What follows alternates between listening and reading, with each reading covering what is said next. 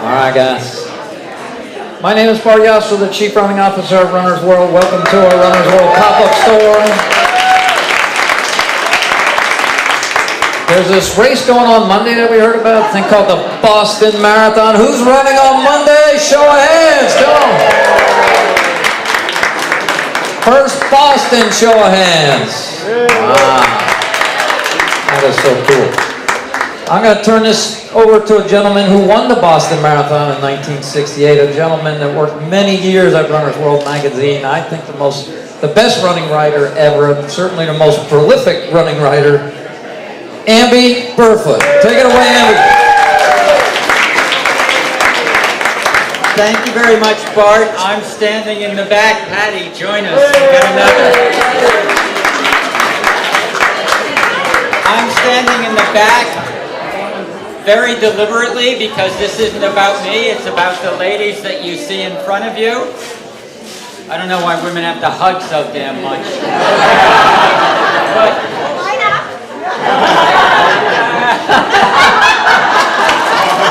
you know, that wasn't all so bad. So, this is what's known as an embarrassment of riches. We only have the first 6 women Boston Marathon winners with us. And I should have started with Julia, the first woman to run a road race in the United States.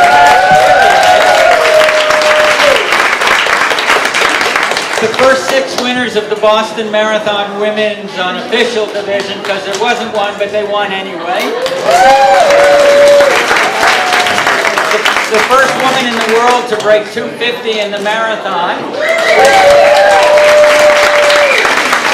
which isn't too bad, but when you then have a daughter who's a 4-time U.S. Olympian, that makes it even a little bit nicer. Her daughter is Jelaine and a real Boston hometown hero, Patti Catalano Dillon, etc. 3 times second at the Boston Marathon, first American woman under 2:30 in the marathon. And we might even get Nina Kusick if she can find a parking place. And Danny, I'm giving you an assignment. You gotta find Nina if she comes in and open the space so she can get through the. You don't have to go out there. So we don't have a lot of time this morning. We're going to break off after 12:30 or 12:35 so that we can go over there and you can get photos and buy books and get autographs and all of that. And then Catherine Switzer's coming in at 1 o'clock to talk about additional embarrassment of riches. I've asked each of the women to speak about their pivotal personal experience in running for 3 to 5 minutes to get us started, and then we will hopefully have time for you to ask them questions. Okay, we're starting with Julia Chase, who's going to talk about how women's distance running got started and how she got started. Can you hear me?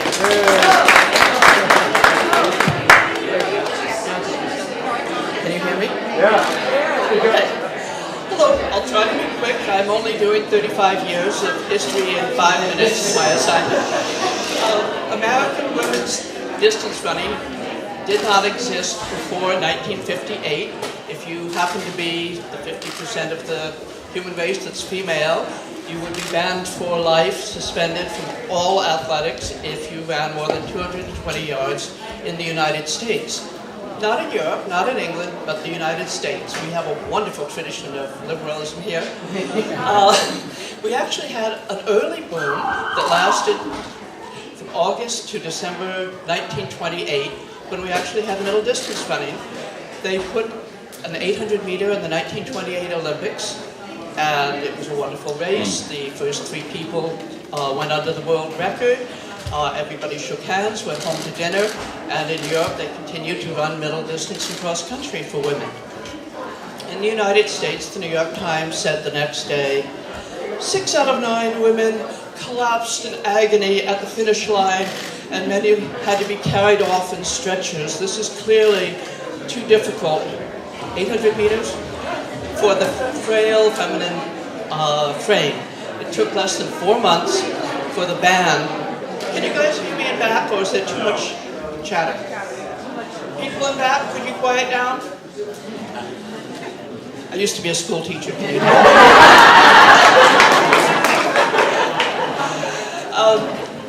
So in the 1950s, I was born in 42. Now you know everything. And in the 50s, it was very, very conservative. And the AAU was headed by a woman named Frances Kazubski, who had been... I'm getting noise in the back, please. Can you tap him on the shoulder? Who said, in absolutely straight face, said, women in America will never run more than the 200 meters. It makes them too muscular and makes it too difficult for them to have children. This is the head of the women's AAU, and it's the same woman who put her arm around me and said, oh, Julia, you're so pretty. Do you see Grace Butcher? She used to be pretty too before she tried to run distance. Don't do it. With friends like that, who needs enemies? Okay. In 1957, they suddenly announced that the 800 meters was going to be in the Rome Olympics. And flat-footed, the American AAU said, oh. And now suddenly they had to find middle distance runners. For the Olympic trials in 1960, there were 30 of us there. Most of us were just teenagers. I wore my brother's t-shirt and shorts, and I had my coach's shoes taped on with duct tape because there were no shoes for women. And I had run my first 880 2 weeks earlier, okay? Talk about a group. And from that group that ran in 1960 in the Olympic trials, you get people like Doris Severson Brown Heritage, who won 7 international cross-country races, and the first woman, Judy Eichenberg, first woman to run a marathon, national championship, and so on. We were a bunch of kids and we loved to run. And the AAU was very, very adamant. They'd been forced to give us the 880, but we loved to run. I mean, that's what people do. Sacagawea walked, 5,000 miles with her baby on her back at the age of 17 or something. You know, people walk, they run. I used to run to school, I canoed to school. Yeah, I was a tomboy. People tried to get the AAU to change through all the legitimate ways, but remember that this is the 1950s. Finally, it just looked like nothing was going to happen. That Kazubski would insult people like Sara Berman and say, oh, well, you're just old, you want a longer race for you. Yeah. And so in 60, I had just run the Olympic trials, just become a runner, went to Manchester, entered the road race with all my friends, Johnny Kelly, George Terry, and so on. I happened to be in the same town. Manchester, Connecticut, because there's a Manchester in every state. And I got turned down, which was quite a shock, and I got pushed around a little bit. And by the next year, we decided that it was time to do a Rosa Parks confrontation. And so I ran a 7-mile race, and the media picked it up, and it was David and Goliath. She wants to run. Why shouldn't she run? AAU says they'll ban her. AAU in turn turned around and said they were going to ban me. I said I'm going to run anyway. Can't believe the publicity that happened. I guess the world was just ready to change. So on race day, I went up and I ran, and they made me wait 2 months before they decided whether or not to ban me. 2 other women showed up, and that made it even worse. Now there were 3 of us who ran. And I guess I'm the only person here who actually did have an AAU ban. I was not allowed to ever run on the roads again, but they let me run track if I wanted to, and in turn, they gave us cross country. So that's my story.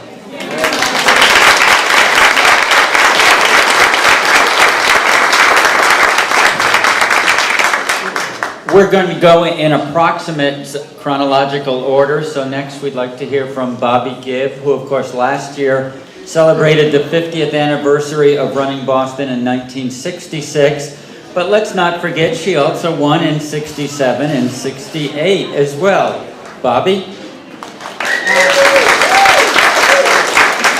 Is this working? Yeah. Is it better if I hold it up here? Yeah, up here close. Huh? Okay.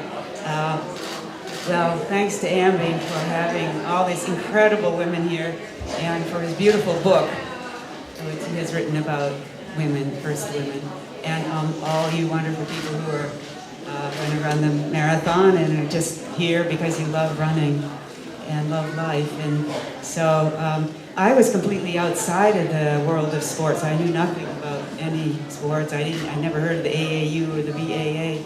Just as a little kid, from the earliest time, I used to love to run. If I'd see a field of green grass, I'd run and leap, and just a sense of being alive. And I've always been so in wonder of being alive. I think I was born, and I looked around and said, wow, what a gas, this is amazing. The world exists. And then, the more I learned, and Amby's always kidding me because I'm always talking about, I learned about molecules and atoms and stars and the earth, and I go, wow, this is amazing, why is this all here? And so I had this incredible feeling of life, and I could feel it flowing through me, and I love nature, and I would go out and run in the woods, and just run in glory and the trees and the air and just being alive. And I had all the neighborhood dogs would follow along, and it was just being alive. And then I saw the marathon in 1964, and I fell in love with it, and I said, wow, this is incredible. These people are running 26.2 miles. How did they do it?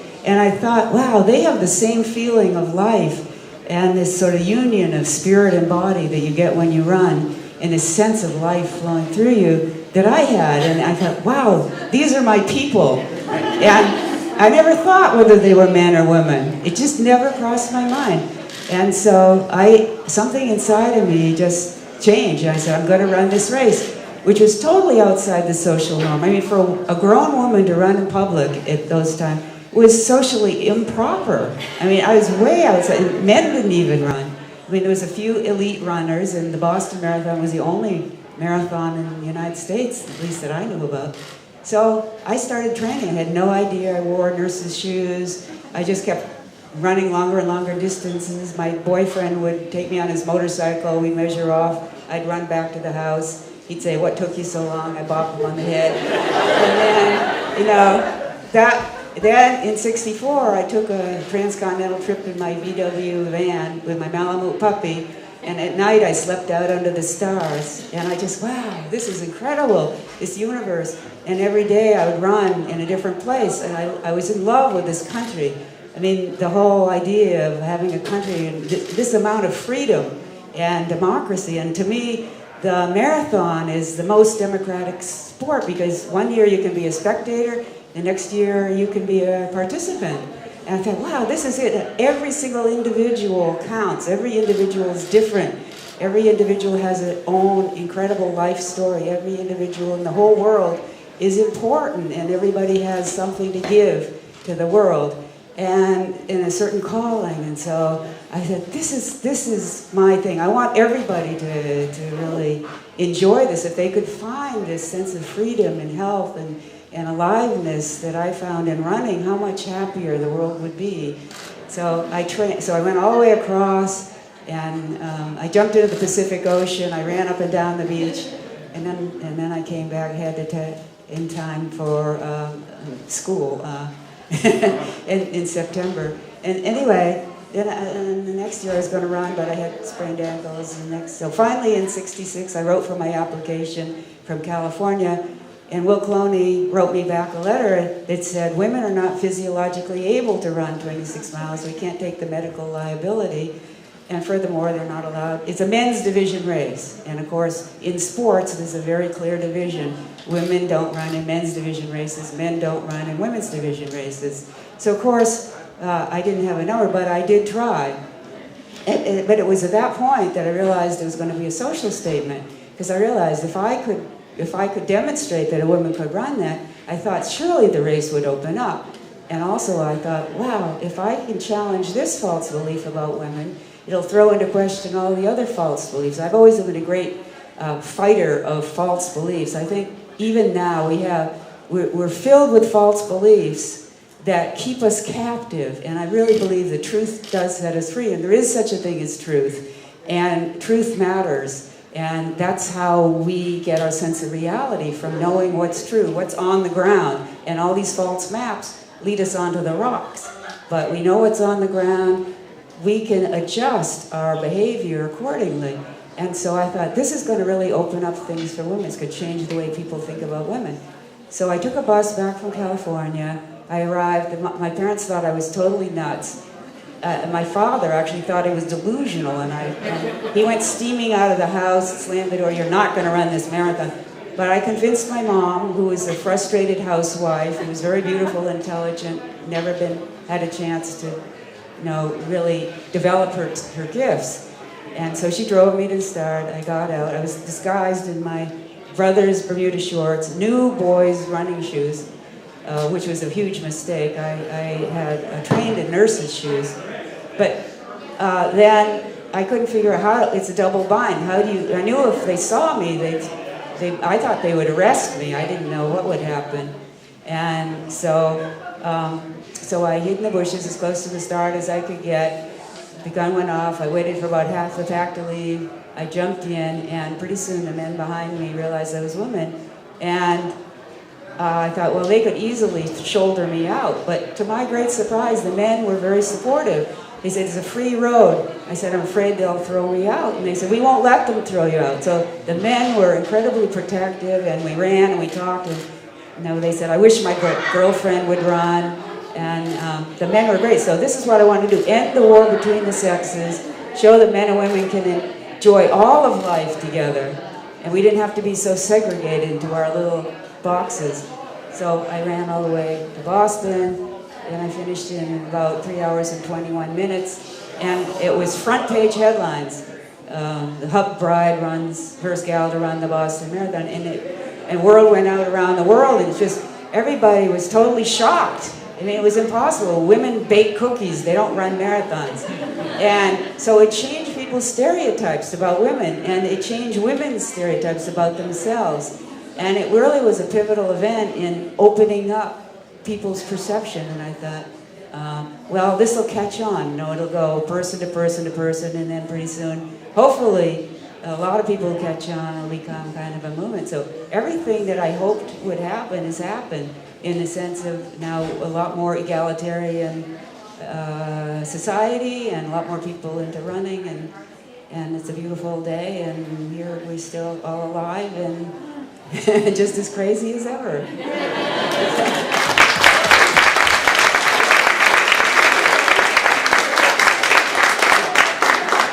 Thank you so much, Bobbi. She's also an artist in sculpture, and a little bit later you can take a look at some of her sculptures and a lot of other things as well. Yes, so her sculptures are over there, and some of them are for sale as well. So, Bobbi, your words are always inspirational, I think. You were followed, your 3 successive victories, by 3 more from another fantastic Boston area woman, Sara Mae Berman. And Sara, would you tell us about your story?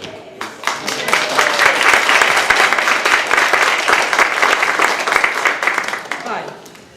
It was my husband, Larry, who inspired me, because he was a runner. He had run in college, and he had run in local road races. And it was a nice family crowd, and it seemed very friendly. And that, it was not something I would do, but, there wasn't any opportunity, but he was doing it, and so I would go to races with him, and I'd meet everybody.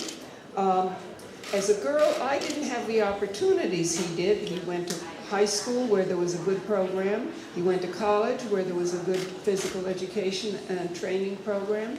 And for me, not so much. Title IX was 2 decades away. But we had 3 children in the first 5 years we were married. And he looked at me one day and he said, "Are you happy with the kind of shape you're in?"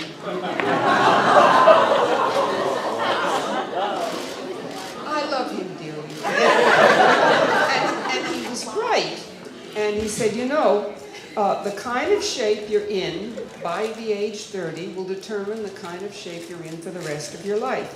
How could I defy such logic as that? So he taught me running. We went to the New Balance running shoes store, which was a little store in North Cambridge, and got me a pair of Ripple soles with red and white saddle shoes. And we used to train on the MIT track where we could see our kids as we ran around the track. Finally, I ran 2 whole miles in one piece. And I said, there, I've done it. He said, no, now you have to run faster. He had to teach me how to compete. Remember, this was the late 50s, early 60s. This was not considered proper for a young matron with small children to be doing, running around in her underwear. A little bit closer. Okay. We continued training, and by 1964 I had run 5 whole miles in one piece. But even with him pacing me, I could never break 8 minutes a mile for the 5 miles. So he got it into his head that if I was in a big race with other people around me, that the adrenaline and the movement of everybody around me would get me a better pace. Now, since even in 1964, women were still not allowed to run anything more than a half mile, I didn't enter officially. He entered, and it was a race, 5-mile race in Marlborough, Mass. Handicap race, where the slowest people start first and then the faster people start after. And I was on the first line with 2 old men and 2 young boys. And we brought a babysitter for our 3 kids. And when the other guys in the race saw me wearing shorts and a singlet, they said, oh, are you going to run today? And I said, yes. And they said, that's great. As Bobbi experienced, they said, I wish my wife did that. I wish my girlfriend did that. And that was the whole attitude of these guys. They were very pleased to have me running along with them. And so I started off hoping that I was running at the right pace. I mean, Larry had trained me doing 2:20 intervals at the right pace, so I felt I was doing the right pace. And eventually some of the faster runners would pass us by, and they were very nice. They were encouraging. Oh, you're looking well. Good show, good show. And that was the experience I had in that race and in all the other road races, even marathons that I eventually ran in. The guys were wonderful. And this made a big difference. This made a big difference.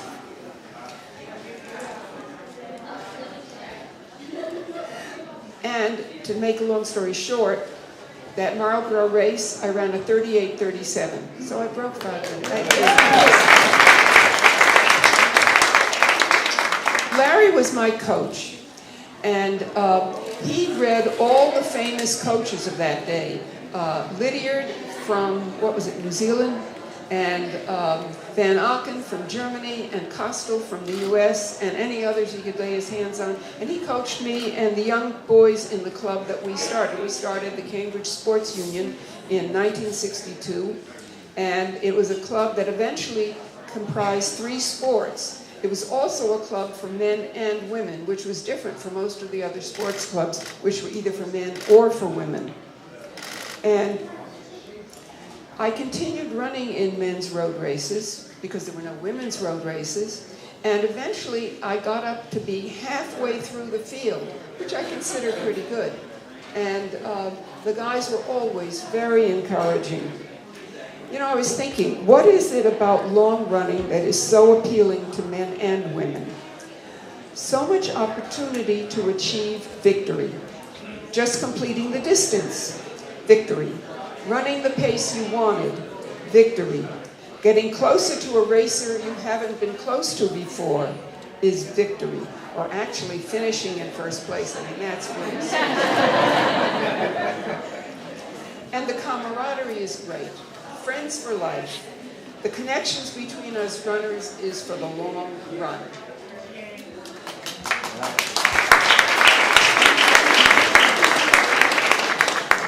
I never tried to run with a number because I knew that was against AAU rules. I had run in other AAU events, track events for women, and Larry had run in longer races for men, and I knew what the rules were.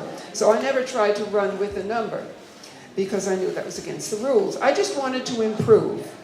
And without other nearby women for long running, I had to run in the races that were available, which were the men's races. And it's interesting, Amby has done something very special in this book he's written. He's made a community of us early women in a way we never were able to be when we were all younger and fit.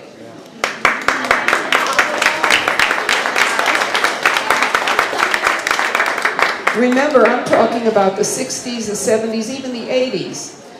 There was no internet. There was no Facebook.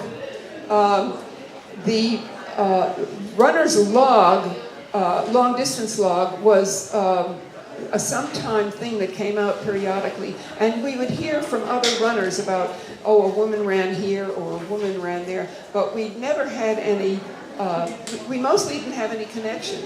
The women who were running were in scattered parts of the country. And we never saw each other. We've seen each other more since Amby's book. And about women running in men's races, when the BAA decided a few years ago that they were going to have a separate start for the women, I was very torn because we women had always tried to be treated equally, not specially. And finally I decided it's okay, because there's now a critical mass of women who can be with each other in a race and actually race each other. Because when Bobbi was racing, after a few years there were a few women. When I was racing, after a few years there were a few women. But we never saw each other. In fact, the only time I saw another woman was when Nina Cusick and some of her friends passed me just after Heartbreak Hill in '71. And I had been sort of dogging it, I guess, and then she went by, sailing by, and I said to myself, I'm not going to let her beat me. So I took after her, and she had a knee injury, which I didn't know about, and she was being very cautious. So anyway, I took after her, and I passed her, and I beat her by a whole 30 seconds, which isn't very much. But the idea that there are enough women now that they can race each other and make a mass enough of women in races is terrific. And when I go out and I see women and men running around, running is a worthy activity for women and for men. And I applaud all of you for your efforts.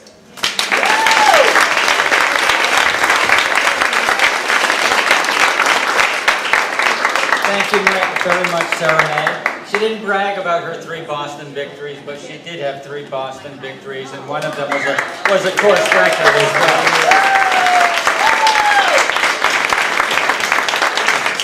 One of the things I think is interesting about...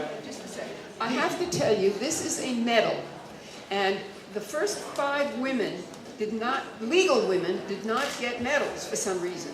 And Jackie Hansen kept bugging the BAA. She was the winner in '73. She kept bugging the BAA to give those women medals.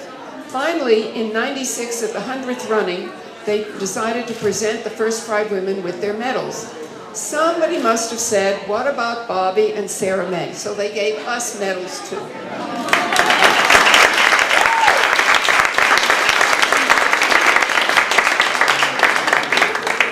Cheryl, you get to speak about anything you would like to for only about 5 minutes, because that is what happens when you have such an embarrassment of riches up here. One of the things I find interesting about your story is you didn't come from New York, Boston, or LA like so many of the early women runners, but you came from good old Indianapolis, which was different. But you're on to tell us what you'd like to. Yeah, my story is a little different from everyone else's. I was sort of isolated in the Midwest, and you know, like we all are trying to convey, we didn't know about each other. We didn't know anybody else existed out there trying to do or motivated by the same things we were. So it became an internal discovery, I guess. You know, for me, it was wanting to lose weight as a teenager, as I saw my body sort of going in one direction that I really hadn't planned. and decided that I needed to do some research. And I was lucky enough to have read the Sunday Supplement magazine that was connected those days in the 60s, and I read about Bill Bowerman and about how he had visited, I can't remember right now if it was Australia or New Zealand, but they had done some hiking trails and this thing called jogging. It was a new word, you know, and I read that and I thought, gosh darn it, I'm going to give that a try. And so after baton practice, after high school, you know, I would go out and I would try to do one more lap around the track, and I started seeing a change in my body. And I was a junior in high school. But I got to tell you, this is how, you know, what a small world it is. My first cross-country national championship was at Fresh Pond. And the meet director was Sara Mae and Larry Berman. I always remembered their name, but it wasn't until just a few years ago when I became a sports photographer and my daughter started running marathons that I, as a media person, insinuated myself into some of the award presentations. And I said, Sara Mae, I don't know if you're going to remember me, but when I was in high school, you and Larry hosted, and I got, you know, that was an amazing reunion that I didn't realize was going to happen.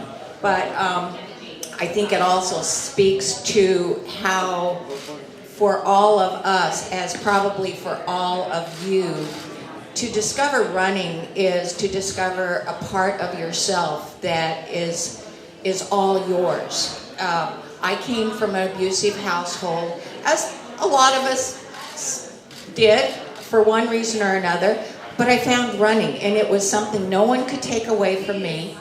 It was something that gave me strength to learn how to say no, to say I want more, to give me a drive, to realize that no, I'm not like everyone else, but it's okay. I have something more that interests me. And today, as a sports photographer, I shoot a lot of collegiates as well as professionals, but primarily I'm the road photographer for colleges. And probably the most striking moment was a couple years ago at the Reggie Lewis Center. I had moved down to North Carolina and I came back to shoot a meet, and I saw the same guys manning the doors, and we recognized each other. And I said, this is such a wonderful world that you oversee. This is like a little UN. Kids come in here, it doesn't matter what they have in life, where they've been in life, what their parents do, what color their skin is, what language they speak. None of that matters. The kids all are together here, probably meeting kids that only through track and field would they have ever crossed paths. And this is the one place where they get to learn about the way humanity should be living. And if only we could take this somewhere else and just keep carrying this in our lives. And that's how I feel about it. And I got to tell you, I get hugs from kids I started photographing when they were in high school, and now they've made Olympic teams. And it's still that bond. We still have those same feelings about what sports has done for us. It's a level playing field and allows us to get to know each other as an individual.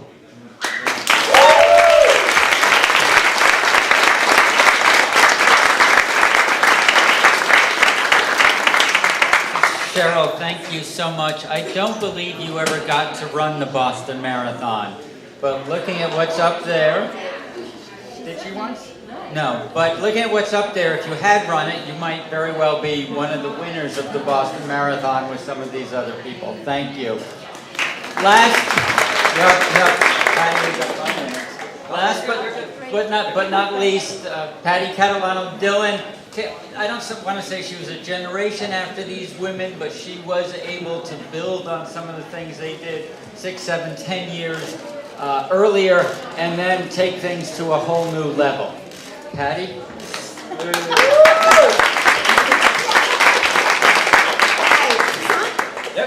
Hi, thank you so much. Aren't these ladies wonderful? I'm looking at the year from 1961 until me, 1981. It's just only 20 years. In that 20-year span time, and then just a few years after me, in 81 and 84, Joan Benoit won the gold medal in the Olympics. We went from not being able to run a road race to a gold medal in like 24 years. Isn't that amazing? Sometimes you don't even think of things like that. When I started running, like many of these ladies here, I loved it. But I didn't take the route that they did. I started running when I was 23. I wanted to lose weight. I wanted to lose 52 pounds. I started running in March, a week before my birthday. I noticed that it was going to take me longer to get into I grew up on the beach in Quincy, Howard's Neck. And so every year, you get as thin and fit as possible and get on your bikini and lay on the beach. And that was my goal. So I'm 23 years old, I'm single, and I noticed that it's really going to take me longer to get ready for the beach. So I started in March, only because I saw a person I went to high school with. I worked at the hospital. I was taking care of her mom, and she came in, and she looked gorgeous, absolutely gorgeous. But aside from that, she looked happy. And I realized that, I wasn't really that happy. My life was not that good. I was smoking 2 packs a day. I was going out after work, getting home like 3 o'clock, waking up at 1 in the afternoon so I could repeat it, go back to work at 3:45. So in March, I really decided that I really was going to do something, and I did. And what I did, I started. The very first thing I did was make a clock. I made a circle, and I said, "Be Nice to Patti campaign." The Be Nice to Patti campaign was I was going to do 1 hour that I was going to do for me. No matter what it was, I read it in Cosmopolitan. Okay? Soak in the tub, use the lavender, light the candles. Well, that only lasted 5 minutes. I needed to do something else, so I really started to take a hold of things, and I started running. I went down to my mother's house. I got my father. My father was a boxer. You know those neoprene things, I put that on my belly. I wore my cut-off jeans. I wore my earth shoes. I put on 2 sweatshirts. I rode my bike up to the Quincy Cemetery, locked it up, and I started running around the cemetery because I knew if you burn 3,500 calories, you're going to burn a pound. So I figured, well, I only have a few pounds to lose 20 pounds by the end of the week. I will lose 20 pounds. Didn't work out that way. The first time I ran 7 miles in an hour. The only reason I stopped was because the local police pulled up beside me and asked me what was wrong. My family is well known to the police. I stopped running. I went back to the Y and I saw my face. I went to take a shower and my face was red with black circles under my eyes with white. I had no idea about dehydration. I had no idea, but I was a little shaky. I went and take a shower, and oh my goodness, it was the best feeling in the world. And like Cheryl had said, it was a feeling that nobody could give me, so therefore nobody could take it away. I'm the oldest of 9, so I kind of understand that. This was mine. I felt so good, and I went to work, and I was euphoric. And people said, the other nurses with the aides said, "What's the matter with Patti?" I don't know, she did something like running or something. I was really, really so happy. Unfortunately, I couldn't run for a couple of weeks because I was so darn sore the next morning. But that was okay, because I had something to look forward to. 2 weeks later, I did the same thing. I went out and I ran 7 miles around the cemetery. Same thing happened, had to take about 10 days off, but I was hooked. I was absolutely hooked. And thank you guys. Talk about women, we support each other. But I'll tell you, when I first started running, it was the men who gave me unbounded support and encouragement. It was unbounding. I fell in with a group, the local YMCA in Quincy.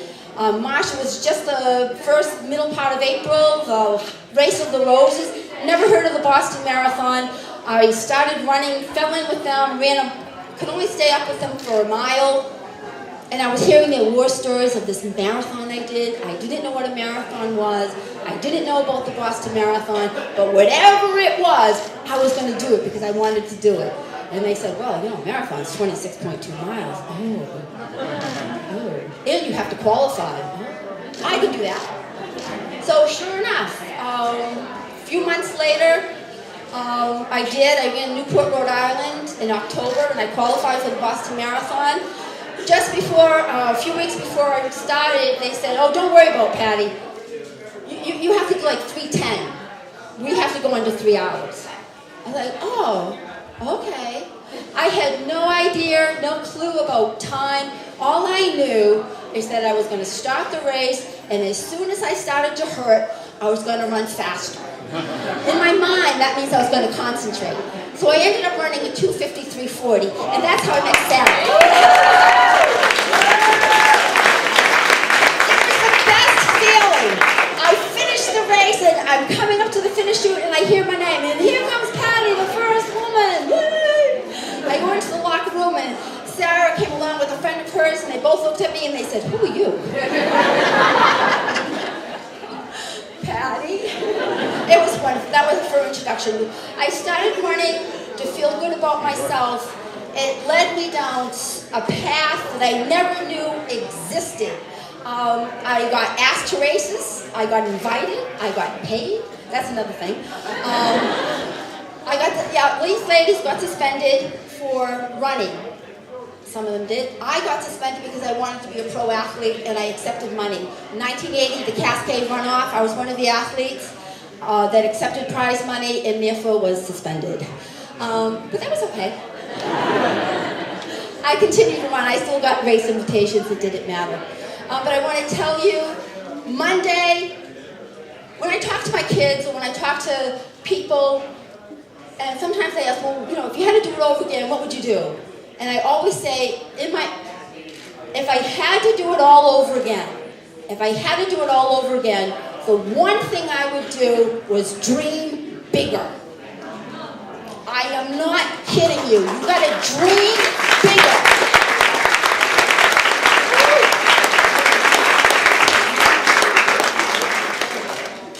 Good luck Monday. I will be there in spirit. Thank you. Okay, we're giving us a couple minutes more. I didn't think so. We've got time for a question or two, so whoever's got a hand up quickly gets the question in. Come on, there's got to be a question. Julia's got a question. Nobody knows about this except Sara Mae and my husband. We have an honorary gift from Francis Kazubski and Avery Brundage. They were the people who gave us the challenge, who said, women running distance, that'll be when pigs fly. And so...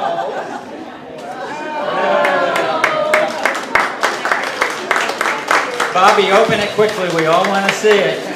It could be a flying pig.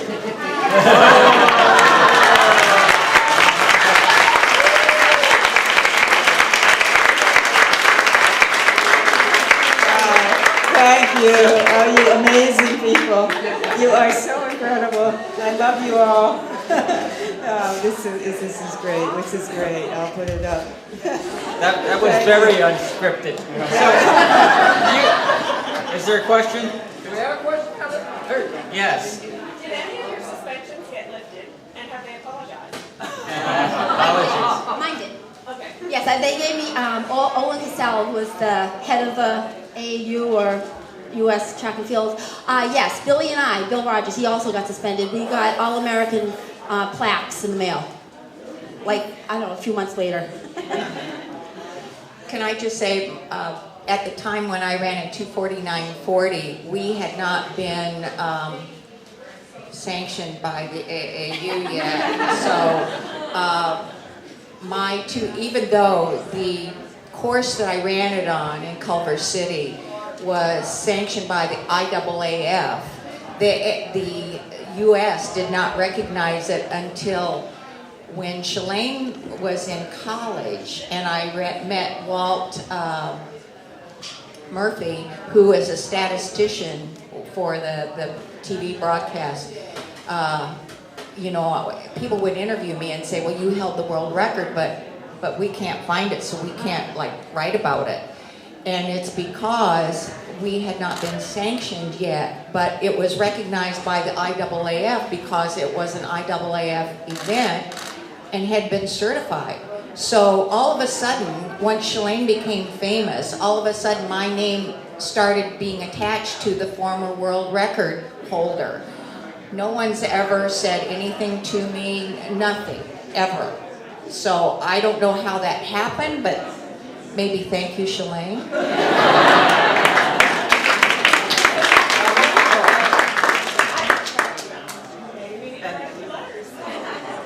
And in my case, no, the AAU did not come back. In fact, when I wanted to be a lifeguard, they told me they'd ban me for that too, because that was I was a trampolinist, and they were going to videotape it and put it on TV, and I wouldn't make a penny, but they would ban me for that as well. They were quite something. That's why. Yeah. And the other thing is, if you were a physical education teacher and a runner, you could not be paid to coach because that would make you professional. So yeah, you could volunteer, but you couldn't get paid for it. One more? One more question. One more. Anybody got a hand? Who's got it? If not, here's Go ahead. Go ahead, Amber. what I think's gonna happen. Is that, well, I don't have to tell you guys how fantastic these women are because you just heard them.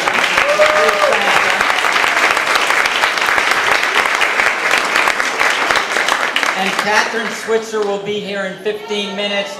And this group, I hope now, will move to the other side of the room and you can get part of it. Yeah, but before we do that, I want if you ladies can stand up here, and then Amby, if you can get behind them and let everyone get a photo. Guys, get together. Yeah, Amby said just step. I like it. Let's hear it for our first lady, folks.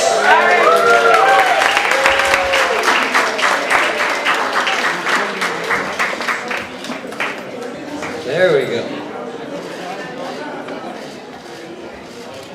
Wow, the paparazzi's in the house.